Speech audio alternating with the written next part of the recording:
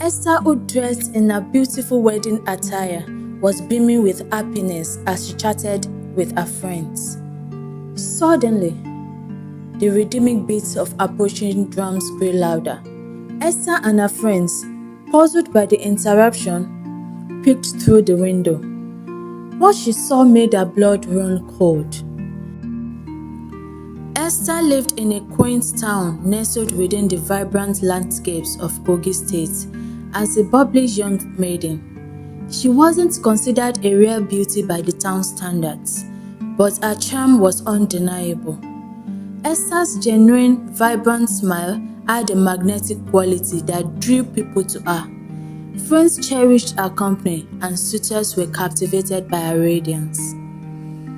Among those smitten by Esther's allure was Folajimi, a dedicated fashion designer from the bustling city. Every weekend, Folajimi would journey to the town, bearing flowers, gifts, and custom-made gowns, each designed with Esther in mind. Though Folajimi wasn't tall or particularly handsome, Esther appreciated his kind gestures and thoughtful creations. She allowed him a place in her life, enjoying his companionship. But then, someone new arrived in Esther's life, sweeping her off her feet. After a spirited Sunday church service, Esther found herself face to face with a charming stranger. "I am Adam," he introduced himself. Esther immediately recognized him as the captivating man who had taught the children's Sunday school class early that morning. From that day forward, their paths frequently crossed each other. At church, small talks blossomed into deep conversations, and soon they were visiting each other's homes, sharing their faith and evangelizing together. Esther was captivated by Adam. He was everything she had prayed for. Tall, handsome, cheerful like her, and above all, a devoted Christian. Through their many discussions, Esther discovered that Adam was also from Kogi State, further deepening their connection. Convinced she had found the one, Esther agreed to pursue a relationship with Adam. After 2 years of heartfelt courtship, filled with shared dreams and unwavering faith, they decided to plan their wedding. But just as everything seemed perfect, a twist of fate was about to change everything for Esther. Esther's wedding was supposed to be the happiest day of her life. Her parents' compound was alive with vibrant energy. The air was filled with the sounds of drummers, entertainers, and the joyous chatter of guests dressed in colorful Ankara and traditional attire. Canopies adorned the yard, and the aroma of delicious food and drinks permeated the scene. Inside, Esther, who dressed in her beautiful wedding attire, was beaming with happiness as she chatted with her friends. Suddenly, the redeeming beats of approaching drums grew louder, cutting through the celebratory noise. The joyful dances halted, and curious eyes turned towards the source of the new sound. Who are these people? They wondered. Esther and her friends, puzzled by the interruption, peeked through the window. What she saw made her blood run cold. Her joy was replaced by a mortifying shock as she saw a group of people approaching with bandiri drums. Clerics dressed in jalabiya, keffiyeh wrapped around their heads, and singing Islamic songs with energy. With trembling steps, Esther walked out towards the group, her veil and hair tie discarded in a corner. Each step felt heavier as she moved towards the man she had loved for more than 2 years. How could this be?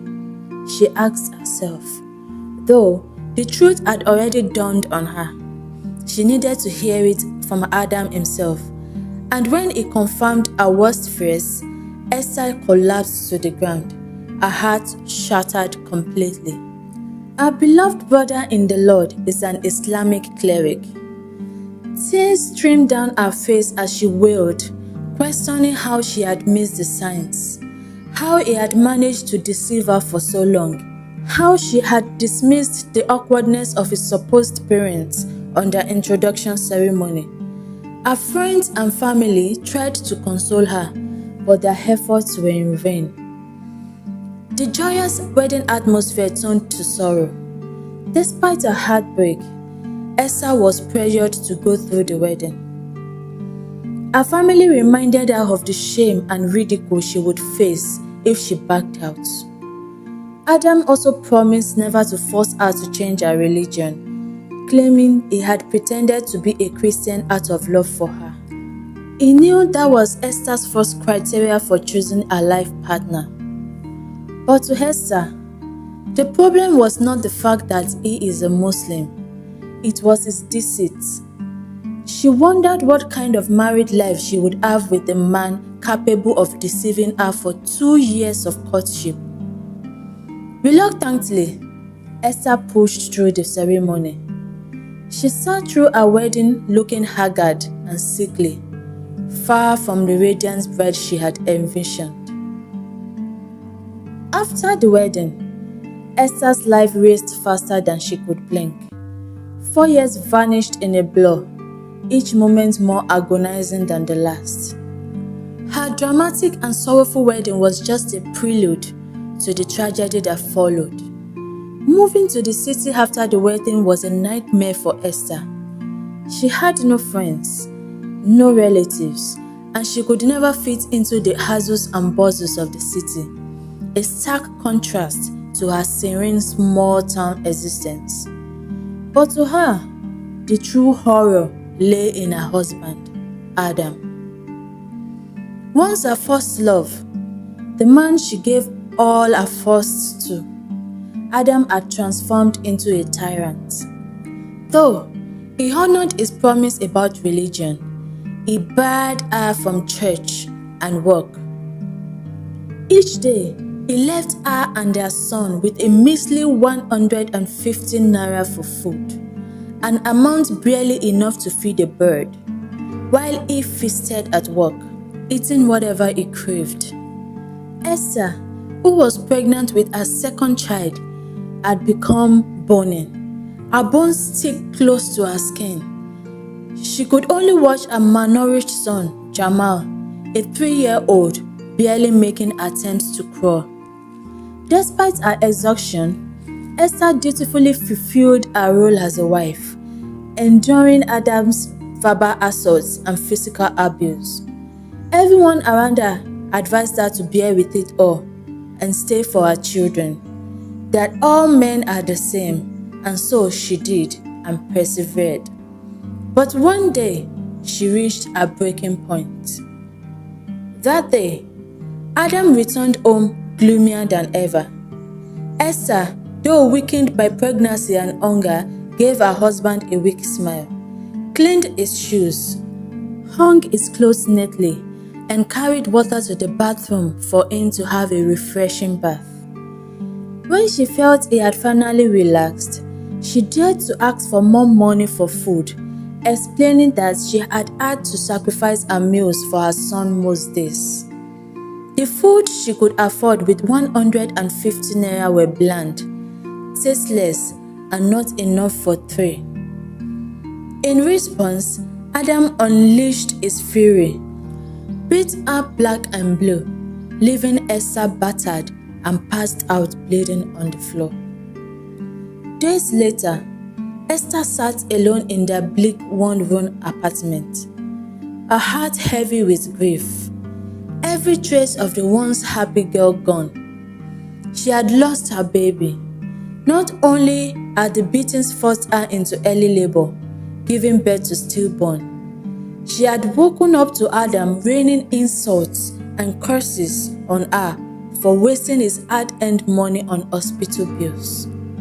As she wept for her child, she pondered the choices that had led her here, wondering if she had not proceeded with her wedding and endured the shame and gossips of being an abandoned bride, or if she had not met Adam and married another. Would she be happy now? Would her fate be better? With newfound resolve, Esther gathered her strength, hiding Adam's threats of not wanting her and her sickly son at home when he returns. She fled with Jamal, with the help of her neighbor who gave her money, seeking refuge in her hometown. As Adam returned to an empty home, he was shocked and sad at first at the absence of his wife and son, as he had only made empty threats. He never considered Esther would have enough courage to leave him. But soon enough, he moved on with his life like they never existed. 3 years had passed since Adam last visited his hometown. The Eid celebration brought him back, and he felt a compelling urge to check on his son. Despite his son's sickly condition in the past, Adam still felt he had to at least hold on to his paternal responsibility to be justified. As he approached Esther's family home, a familiar yet distant sight caught his eye. There she was, Esther, as beautiful as the day he first saw her, smiling radiantly and chatting with friends. The joy on her face contrasted starkly with his inner turmoil. Adam's eyes drifted to a 6-year-old boy playing energetically on a bicycle, heedless of his mother's gentle cautions. It was his son, but unrecognizably transformed, tall, healthy, chubby, and full of life. Who would have imagined that the frail child would blossom into such vitality? Overcome with guilt and shame, Adam couldn't bring himself to approach them. He turned away. His heart was heavy with memories and regrets. As he walked back, his thoughts swirled around his past with Esther. He never intended to hurt her. He had admired her from afar when he first visited her hometown for a friend's nikah. Her smile captivated him, and he soon learned her name was Esther. Driven by the desire to get married, he consulted a cleric who told him among all his chosen love interests, Esther was destined to bring good fortune and immense wealth to whoever married her. Determined to be that fortunate man, Adam went to great lengths to win her over, even pretending to be a Christian for 3 years. Yet, 4 years of marriage brought nothing but disappointment to Adam's life. Adam was stuck in a rut, his highest achievement being a security guard job. He got frustrated and embittered.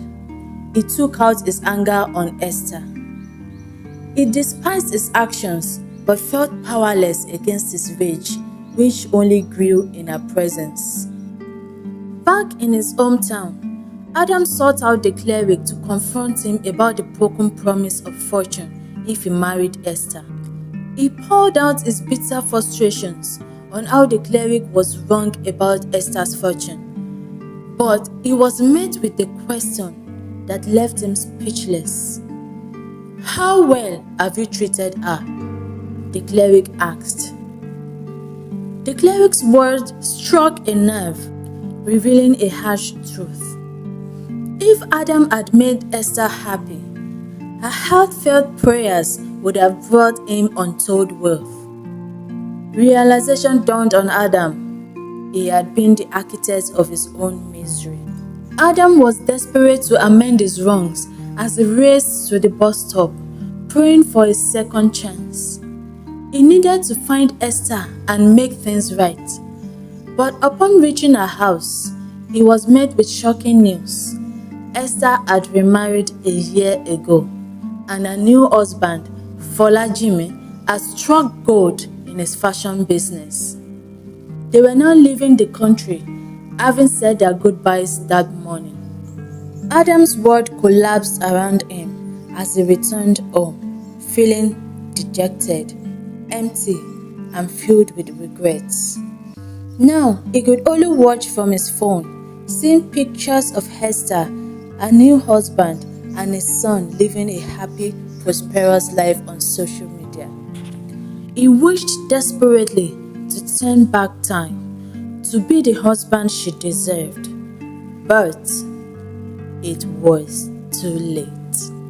Thank you for listening. Bye bye.